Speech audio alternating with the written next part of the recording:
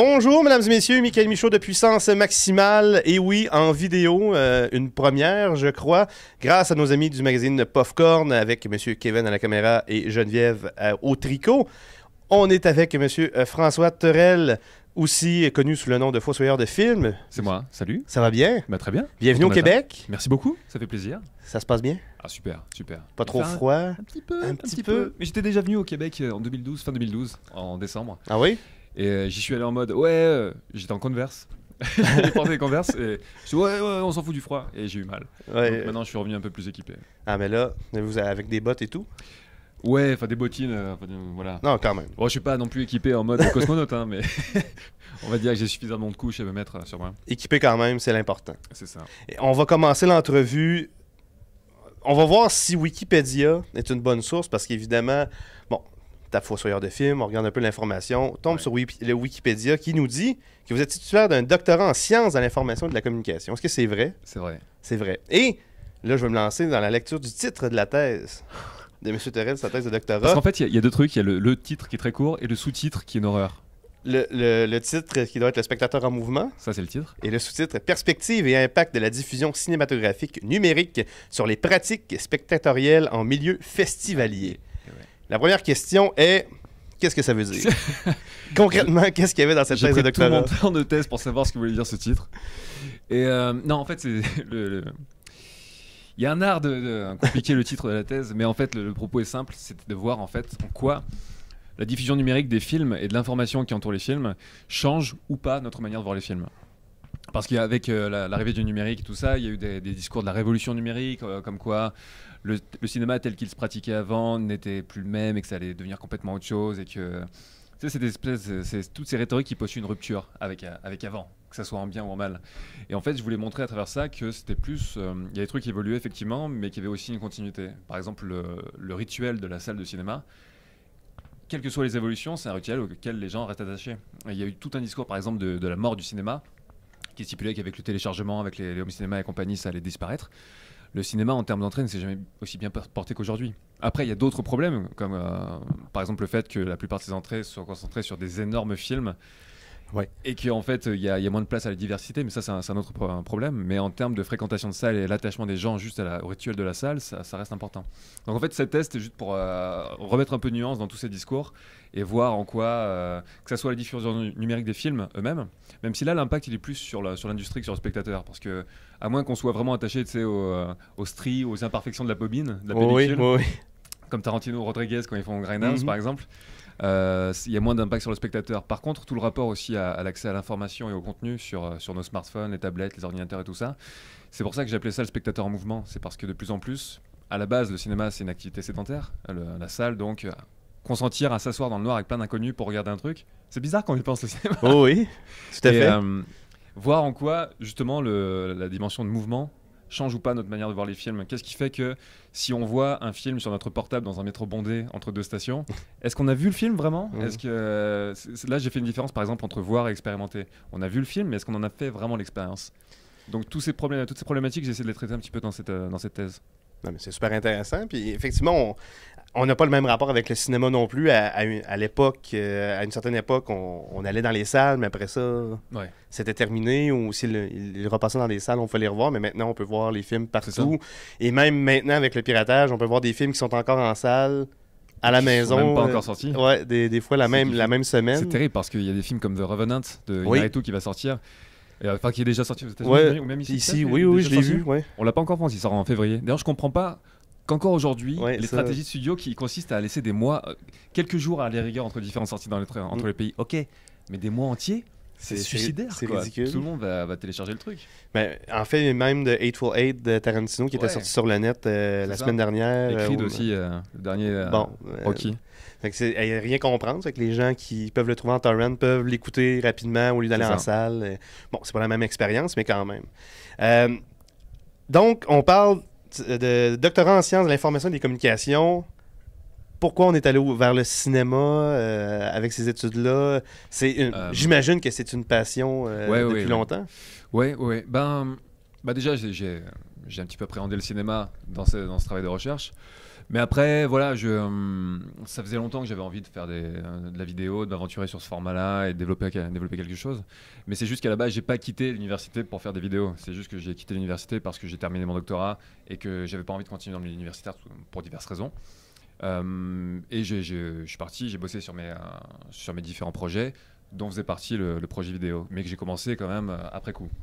Et là, justement, le fossoyeur, le concept du personnage du fossoyeur de film, ça vient de où? Pourquoi un fossoyeur pour nous parler de cinéma? Quand j'ai commencé, en fait, j'étais pas mal client de différents formats. Enfin, toute la clique du Nostalgia Critique, par exemple, cette manière de prendre un sujet qui peut être sérieux à la base. C'est pour ça que j'étais plutôt inspiré par d'autres gens de sa clique, genre Nostalgia Chic ou Spoonie. Prendre un sujet qui est sérieux à la base, mais le faire avec un personnage qui soit décalé. Et c'est un truc qui me parlait, donc c'est faire des trucs sérieux sans se prendre au sérieux. Donc je voulais un personnage qui fasse la différence avec moi, parce que quand je suis en fossoyeur ou que je parle en tant que fossoyeur, je parle différemment par exemple de maintenant. Il y a un rapport à la parole différent, manière de poser la voix, un petit peu plus décalé, bizarre. Et donc je cherchais ça, un personnage, et puis je sais pas, à un moment j'ai une idée, vraiment l'ampoule au-dessus de la tête, ça m'est venu. Déjà j'avais beaucoup de noir dans ma garde-robe, donc je me suis dit, il faut utiliser. Et je sais pas, comme je voulais orienter la chaîne sur le cinéma de genre principalement, j'imaginais, enfin je sais pas, j'avais cette image d'un espèce de fossoyeur, un personnage qui serait directement ici dans Ed Wood des années 50, vraiment sorti de la brume comme ça, un peu bizarroïde, mais en même temps un petit peu ridicule, un petit peu drôle. Donc voilà, je jouais avec ces différentes tonalités et je sais pas, fossoyeur de film, ça sonnait bien. Et j'aimais bien le gimmick de pouvoir déterrer des choses en fait qui soient pas dans l'actualité, mais que j'ai envie de remettre en lumière parce que j'ai pas vu ça traité de telle ou telle manière. Mais le fossoyeur a évolué aussi. Bon, il y avait le fossoyeur au début, là, il y a eu Pupus là, qui a pris. Maintenant, les gens pensent que c'est la chaîne de Pupus et que je ne suis que le mec qui la porte et celle qui fait tout. Et là, ben, récemment aussi, on a vu que le fossoyeur avait un frère et qu'il y avait un scénario derrière tout ça. En fait, ça se rattache à une autre question que j'avais. Peut-être, on peut se lancer là-dedans tout de suite, parce que vous avez eu une autre chaîne qui s'appelle Studio UA. Vous avez participé aussi à French Food Porn avec votre collègue, Mathieu Pradalet, qui fait... on a fondé la chaîne tous les deux. Et là, finalement, de passer de la passion de parler de cinéma, ben, voulant en faire, finalement, c'est pas juste une question de parler de cinéma, mais avec le développement du personnage, avec ces nouveaux projets-là. Vous voulez faire un peu de cinéma pour moi, il n'y a pas de frontière hermétique entre les formats. C'est pas parce qu'on fait de la chronique qu'on peut pas faire de fiction et vice-versa. Je suis pas du tout... ce que je veux faire, une des choses que je veux faire en tout cas avec cette chaîne et avec ce projet, c'est aussi montrer que aller à l'encontre de la vision traditionnelle du critique cinéma, qui est le créateur frustré, qui va pas... C'est ça, qui est juste... On n'est pas dans l'un ou l'autre. Aujourd'hui, on est plus que jamais dans une période de touche à tout, où on peut vraiment faire de la réa, de l'écriture, du truc, du machin, de la fiction, du commentaire. Et on voit aujourd'hui, parmi les créateurs vidéo, il y en a de plus en plus qui mixent la chronique et la fiction, avec différentes idées qui fonctionnent parfois très très très bien. Et c'est un truc qui me parle beaucoup, et que j'ai envie de montrer qu'on peut mixer les tonalités, qu'on peut mixer les différents formats pour arriver à un truc qui soit complet. Et qui soit pas nouveau parmi les pièces qui sont à la base raccordées, mais qui soit nouveau dans ce que ça exprime au final. Mais le résultat est bon avec le fossoyeur, les épisodes avec le scénario. Moi, j'ai adoré ça. Après, j'ai pas envie non plus que la fiction prenne trop le pas sur la chronique, parce que ça reste quand même une chronique à la base. Mais j'aime bien que la fiction soit là déjà pour disséminer des infos sur le fossoyeur, faire un petit peu avancer l'intrigue de fond vers un truc. Je sais pas encore quoi. Si, je sais encore quoi. Et donner une tonalité à la chronique. Par exemple, j'expérimente un petit peu avec les tonalités. Celle de Fitzcarraldo, elle était avec le frère. La fiction était plus sérieuse. Celle d'après de Battle Royale 2, c'était un peu plus bizarre, décalé, drôle, sérieux. Donc voilà, j'essaie chaque fois que ça donne une couleur à la chronique. Alors, vous avez débuté justement avec le Fossoyeur, et après ça, il y a eu les après-séances. Mais là, il y a les formats qui sont quand même intéressants. Il y a les après-séances, le Fossoyeur, les apartés qui sont aussi, ça fait pas si longtemps aussi, que j'aime beaucoup. C'est le petit format rapide qui touche quand même le même genre de sujet, mais dans un 5 minutes. C'est des formats que je pourrais pas faire sur un Fossoyeur parce que ça demande pas 20 minutes. Je vais pas faire un truc des fails gardés à l'écran qui dure juste 20 minutes, une demi-heure. Non, c'est ça. C'est ça, mais c'est une soupape parce que les fossoyeurs me demandent aujourd'hui vraiment beaucoup de temps à faire.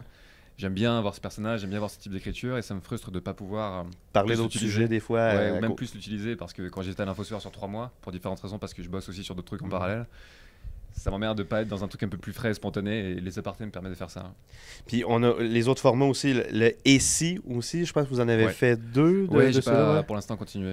Est-ce que vous pensez continuer ou de toute façon, tous les formats qui sont sur la chaîne, il n'y a rien de mort pour l'instant. C'est ça, ouais, voilà. C'est juste après, c'est une question de temps, une question d'inspiration aussi. Des fois, j'ai plus ou moins envie de faire ce sujet plutôt, enfin ce format plutôt qu'un autre. Et j'en referai à l'occasion peut-être. Si j'ai une idée qui d'un seul coup m'inspire, un truc complètement décalé. Je trouve ça intéressant que vous vous arrêtiez pas justement. Ça m'inspire plus, je l'arrête. On peut le garder en suspens. De toute façon, tant que j'annonce pas explicitement qu'un truc est mort. Il n'est pas censé l'être. Hein. Bon, excellent, on aime ça. Et dans les derniers qui sont sortis, il y a Film Wars sur Dailymotion, où on parle de développement chaotique de films. Un peu, vous en aviez un peu parlé dans la vidéo, je pense, entre autres, dans les légendes urbaines du cinéma, quelques anecdotes comme ça. Mais là, vous vous lancez sur Dailymotion, c'est une exclusivité sur Dailymotion. Et on se lance là, pour parler de... mais je trouve ça super intéressant de se lancer là-dedans. C'est fascinant, c'est de voir en quoi les tournages des films et leur production parfois sont plus incroyables encore que le film lui-même. Et ces grands... Ce format m'a été inspiré par c'est pas des making-of, c'est des films à part entière, genre Hearts of Darkness, qui est ce film incroyable, qui a notamment été co-réalisé par la femme de Coppola sur le tournage d'Apocalypse Now. Oui. Et ainsi de suite, c'est des trucs complètement fascinants. Fitzcarraldo, dont j'ai fait un Fossoyeur, il y a tout un film aussi qui entoure sa genèse. Et ce qui s'est passé derrière est encore plus fou. Parce que ce qui s'est passé à l'écran, ils l'ont vraiment fait en vrai. Ils ont pris des risques incroyables pour faire grimper ce bateau à Frank Collin. À un moment, il a même intégré, c'est ça qui est fou avec Herzog, c'est qu'il intègre de l'inattendu à ses films. Ils ont sollicité des ingénieurs pour faire grimper ce bateau et faire un système vraiment de traction qui puisse fonctionner. Et, tous les ingénieurs qui sont sollicités sur place ont dit je ne m'engagerai jamais dessus, il y a trop de chances que quelqu'un meure parce que le câble va lâcher quand vous allez faire grimper le bateau. Herzog fait on va le faire quand même, mais seul. Donc ils l'ont fait. Ils ont commencé, ils ont filmé la scène, le câble a lâché. Heureusement, personne n'est mort de se les pris, mais c'était une pure chance. Et ils ont gardé la scène dans le film où ça commence à grimper. En fait, le bateau retourne en arrière. Et c'était pas du tout prévu, ça. Et il y a Kinski à côté qui est complètement enthousiaste. Mais il n'est pas du tout censé l'être parce que le bateau est en train de repartir. Et ils ont gardé ça dans le film finalement. Mais c'est super intéressant. Après ça nous permet de revoir les films d'un tout autre œil, de l'apprécier encore, mais de voir tout le développement qui est derrière. C'est tout le propos. C'est très, très intéressant comme format. Moi, j'aime beaucoup ça. Je m'amuse beaucoup à le faire. Et là, vous êtes sorti aussi du web. Vous avez fait des collaborations avec Canal+ pour le Festival de Cannes. Alors, je suis pas sorti du web parce que c'était pour leur chaîne. C'était sur le web, C'était leur chaîne YouTube, Canal+ Cinéma. Mais là, j'imagine que est-ce que vous êtes sollicité beaucoup par d'autres médias peut-être plus traditionnels, que ce soit sur leur chaîne câblée ou sur le web? Ça arrive. Après, faut vraiment que ça soit... Toutes les collaborations que je fais, je les fais uniquement si j'ai la garantie de faire vraiment tout ce que je veux, quoi. Et c'est pour ça que j'ai fait Canal+, c'est parce que je leur ai livré les vidéos telles qu'elles sont... Il n'y a pas d'ingérence d'une part. Non, j'aime pas quand tu dis ça, il faudrait un petit peu raccourcir. C'est pas possible de bosser dans ces conditions sur ce genre de truc, enfin en tout cas pour moi. Donc là, c'était le meilleur cas de figure si c'est fait. Puis à côté de ça, des collaborations aussi, ça peut être intéressant et ça peut être surprenant aussi de voir certains trucs. Par exemple, là, en décembre, j'ai tourné pendant une journée au Louvre. C'est une collaboration avec le Louvre qui va se développer. Et ça sera pour dans 3 semaines à peu près sur ma chaîne. Il y aura une vidéo sur ma chaîne et une vidéo sur la chaîne du Louvre. Il y a une petite chronique là-bas qui se renverront l'une à l'autre. Et c'était un pied absolu de pouvoir tourner au Louvre désert. Belle occasion. Je vais faire un truc sur le Louvre en tant que lieu de tournage. Qu'est-ce que ça symbolise, pourquoi, comment? Parce que généralement on pense cinéma au Louvre, on pense Da Vinci Code et Belphégor. Mais il y a toute une réalité du cinéma au Louvre qui est tellement plus foisonnante que ça que j'avais bien envie de le mettre en lumière. Ça va être une autre vidéo très intéressante, j'ai hâte de le voir. J'espère. Question comme ça, parce qu'on parle, on est sur le web. Une question que je pose souvent aux gens qui font du contenu web, comment vous gérez les communautés? Parce que vous avez Facebook, vous avez Twitter, vous avez YouTube. Comment qu'on gère? Parce que c'est pas tout le monde qui aime ce qu'on fait. Mais puis des fois, il y a des gens qui aiment trop ça. Ça peut arriver des fois, des gens qui sont un peu trop enthousiastes. Comment qu'on gère ça? Comment vous gérez ça? Puis est-ce que vous trouvez ça très difficile des fois? Il y a plus difficile dans la vie que ça. Non, ça c'est certain. Ça va. Mais chacun gère ça un petit peu comme il le sent, quoi. Mais en fait, c'est le net extrémise les extrêmes. Ce qui est bien est très très bien, ce qui est mauvais est très très mauvais. Donc entre les deux, c'est difficile de jongler parfois. Et ouais, après, moi, j'ai la chance d'avoir une communauté qui est majoritairement super cool, avec des gens vraiment très intéressants qui balancent, même dans les. Je les vois dans mes commentaires YouTube. Les commentaires YouTube, Dieu sait que généralement, c'est pas là où brillent les commentaires les plus intéressants ou les plus constructifs. Et là, souvent, il y a des trucs super informatifs, des débats qui se développent. C'est vraiment, ça fait plaisir. Donc, généralement, j'ai pas à gérer un aspect vraiment négatif que d'autres auront à gérer, d'autres qui font d'autres types de formats, qui glanent peut-être un public un peu différent, j'en sais rien. Et voilà. Après, de toute façon, plus on prend de visibilité, plus ça devient difficile de répondre à tout le monde. Donc, j'essaie toujours de répondre en MP et tout ça. Mais ouais, globalement, ça va. Après, de toute façon, dès qu'on se lance dans cette activité, faut arriver à se barricader contre un certain type de commentaires et savoir prendre ce qui est constructif, que ce soit positif ou négatif, savoir prendre ce qui est constructif et se barricader contre. Il y aura toujours des commentaires de gens, de toute façon, qui veulent être là juste par volonté d'attention, quitte à juste dire des énormités qui vont pouvoir être très blessantes. Ouais. Donc ça, bon, faut se blinder un petit peu rapidement contre. Parce que j'imagine que quand vous avez apporté certaines modifications au format, dans le cas des vidéos même du Fossoyeur, justement avec le côté, avec le scénario, il y a tout le temps des gens qui c'est pas pareil comme avant. Mais voilà, on peut jamais plaire à tout le monde et on sera toujours trop superficiel pour certains, trop pointu pour d'autres. Il y en a certains qui veulent juste que le format n'évolue jamais, d'autres qui vont encourager la nouveauté. Il y a toujours les deux pôles entre lesquels on essaie de naviguer à vue. Au bout d'un moment, c'est la seule ligne qu'il faut suivre. C'est ce qu'on aimerait voir soi en tant que spectateur. J'essaye de faire en sorte que ça reste vraiment ce qui me drive. Me dire, tiens, c'est toujours une espèce d'exercice de s'extirper de son propre truc, essayer de prendre du recul et de dire, si j'étais spectateur et que je tombais sur mes contenus, est-ce que je les regarderais? Est-ce que c'est ça qui... Et c'est toujours ce que j'essaie de faire. C'est des contenus que j'aimerais regarder moi. Et j'essaie de me tenir à ça. Il faut être fidèle à soi-même, effectivement. Parlant d'être fidèle à vous-même, la musique... Oui. Dead Watts, moi j'adore ça. En fait, j'aime vous regarder jouer de la musique. Je trouve ça intéressant, mais j'aime surtout les commentaires que vous faites apparaître. Parce que faut dire que ce qui est intéressant avec le Fossoyeur aussi, c'est sa façon de parler, c'est le vocabulaire qu'il utilise autour d'un sujet des fois très pointu, des fois moins, mais très intéressant. Moi j'ai adoré le vidéo, gros fan de Conan. Ouais. Ce vidéo, en fait, je vous ai connu avec ce vidéo-là. Moi, j'adorais ça. Et de vous voir parler avec ce vocabulaire-là m'a fait beaucoup rire. Mais de vous voir écrire ça aussi pendant les Dead Watts. Certaines personnes qui me disent, qui lisent les commentaires en imaginant directement la voix, en fait. Oui, non, c'est tout à fait ça. Effectivement, il y a un ton qui est propre à la chaîne. Mais une de mes grandes inspirations, pour parler comme ça, un truc qui me fait beaucoup rire, c'est Achille Talon, la bande dessinée. Ouais. Ce langage vraiment...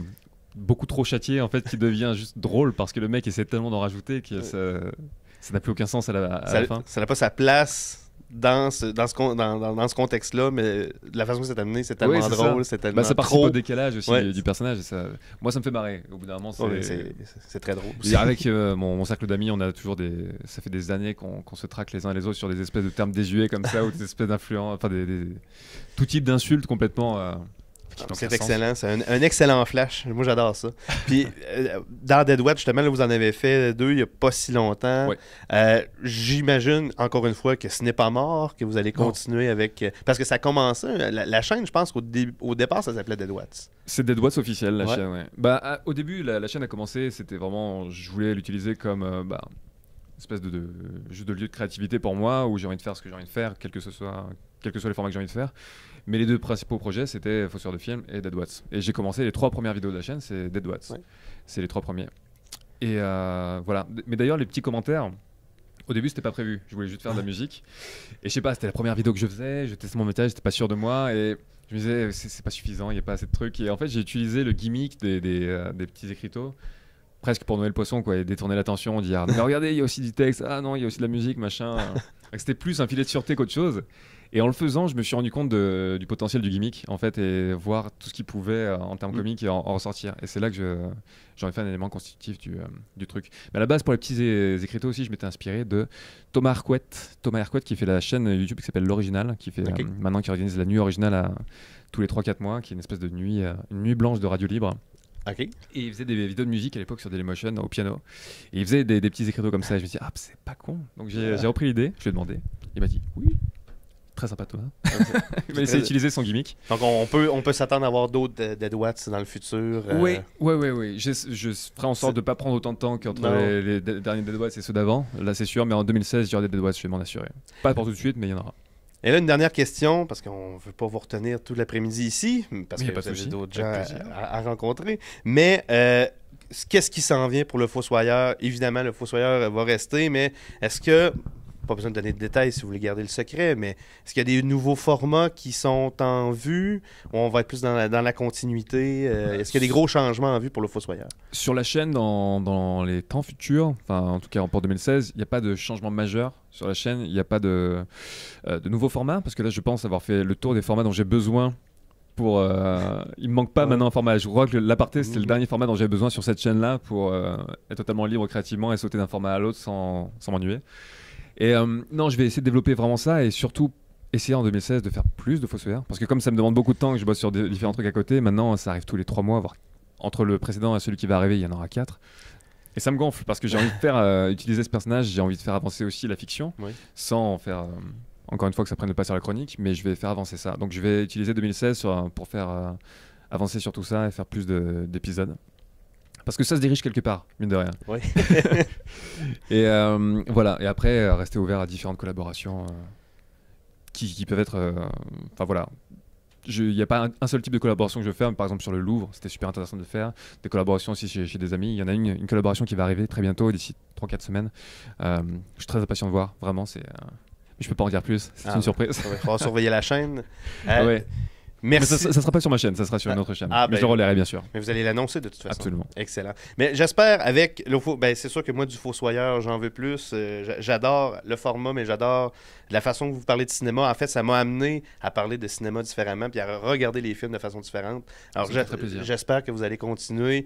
On va en avoir plein d'autres. Et on a parlé de Studio UA tantôt, de Fresh Food Porn. J'espère qu'on va en avoir d'autres aussi parce que le côté éducatif, parce que c'est très intéressant pour les amateurs de bouffe, bien évidemment, mais le petit côté, les petits rappels, des fois avec l'huile de palme, entre autres, ces trucs-là, le foie gras en France, on rappelle aux gens comment c'est fait, tout ça, le petit côté social, le petit message qu'on envoie, c'est très trash. Moi, j'ai envoyé ça à des amis, ils ont fait « Ah, d'accord, c'est quelque chose. » J'espère qu'on va en voir Mathieu est quelqu'un d'extrêmement talentueux. Et sur les French Food Porn, il fait un boulot incroyable. Le dernier qu'il a fait sur Star Wars, il a fourni un boulot dedans qui était fou. Ah, mais ça paraît à l'écran aussi. Puis moi, j'adore aussi cette émission-là. Donc, j'espère que vous allez continuer à collaborer avec votre ami encore longtemps. Ah, mais c'est prévu. Excellent. Merci beaucoup. Avec grand plaisir. Et je vous souhaite une bonne fin de séjour au Québec. Merci beaucoup. Ce sera le cas. Abonne-toi à ma chaîne YouTube.